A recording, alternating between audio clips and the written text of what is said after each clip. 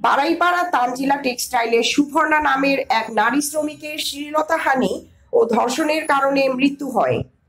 সোহেল মিয়া এর পাঠানো তথ্য ও ভিডিও চিত্রে দেখুন বিস্তারিত।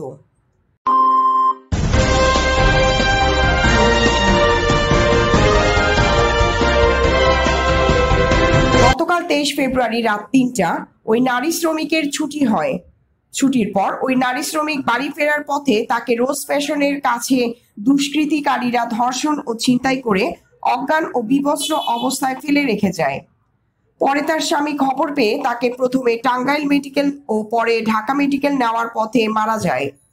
পরে তার লাশ নিয়ে আসেন তানজিলা টেক্সটাইলের সামনে। ধর্ষণের ঘটনা শুনে ফুঁসে উঠেছে তানজিলা টেক্সটাইলের শ্রমিকরা। তারা ঢাকা টাঙ্গাইল মহাসড়ক অবরোধ করে।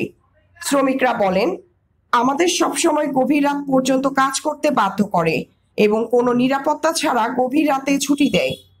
এ ব্যাপারে তথ্য সংগ্রহ করতে গেলে তানজিলা টেক্সটাইলের সিকিউরিটি ও অফিস স্টাফগণ নিউজ 21 এবং দৈনিক প্রভাতী বাংলাদেশকে বাধা প্রদান করে। প্রিয়াঙ্কা মল্লিক, দৈনিক প্রভাতী বাংলাদেশ, টাঙ্গাইল।